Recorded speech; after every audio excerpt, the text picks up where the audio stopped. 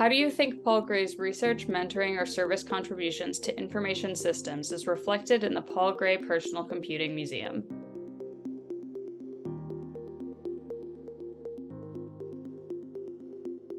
Paul was there in the beginning of the PC revolution. He had a Xerox Star in his office that had the original graphical user interface.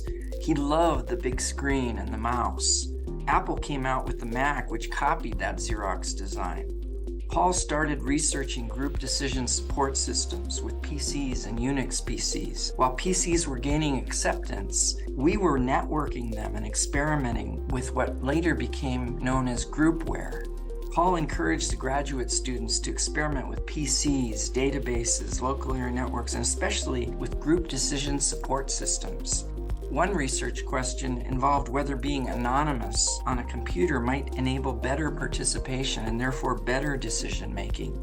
Paul had put together an innovative program in information systems that focused on producing graduates that could bridge the gap between programmers and business executives at a time when that concept was new. At that time, it was unclear which, if any, of these personal computers would become the most popular, or even if PCs would catch on.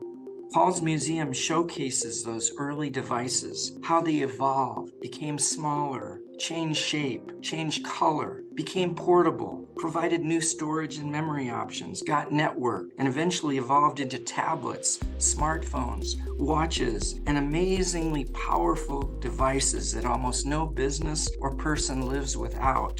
Remote work is normal. The PC has changed everything. Paul Gray's museum tells that history.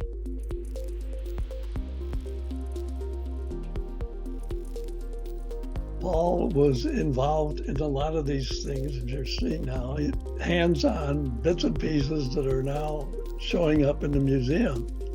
One of the things he was really interested in was developing sort of an executive workstation sort of thing where executives could communicate with each other regardless of where they were. The very, same thing we were doing while we were working on telecommuting. Not just telecommuting, not to just commute to work, but working with other people anywhere around the world. Paul spent a lot of effort putting that sort of thing together, did a lot of that at Claremont, and he shows up through all sorts of things in information technology that have turned out to be pretty good results.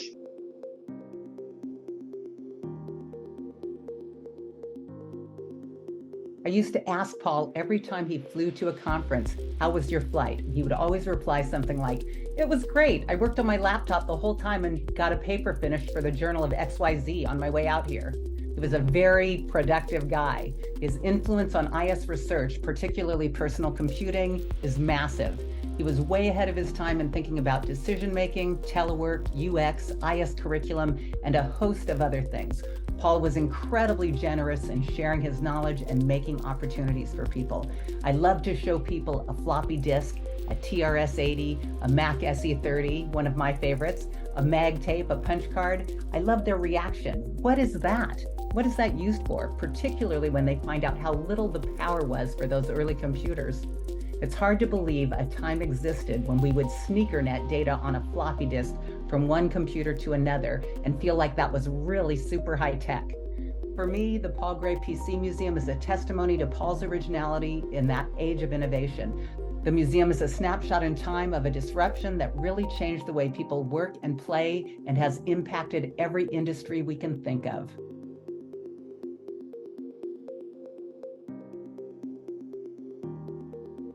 Paul's background was operations research, and later he switched to information systems and founded the department in CGS, which is now CPU. In the 80s, he understood very early that the future is in the personal computers, which were called microcomputers at that time.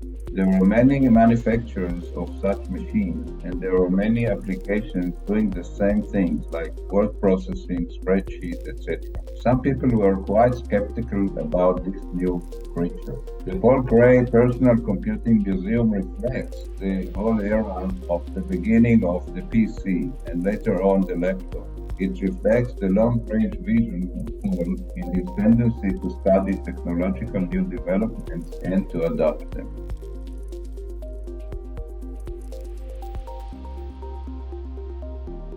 I think there are two important changes where Paul Gray was a leader that are reflected in the Paul Gray Personal Computing Museum. When I first arrived at CGU, we had no program nor presence in information systems. Paul Gray was hired to be the founding director of information systems, and he was an active, dynamic, creative entrepreneur. He built a program of quality. He secured a huge grant to help support it. He was always interested in what the latest cutting-edge techniques were. In addition, education, the world of commerce, and the society, they all were going through a change from a manufacturing-based economy to a digital-based economy and society.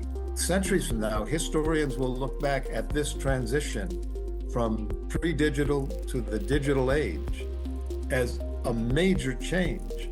Paul was actively in the mix, and his thoughts, creativity, and work are reflected in the Paul Gray Personal Computing Museum.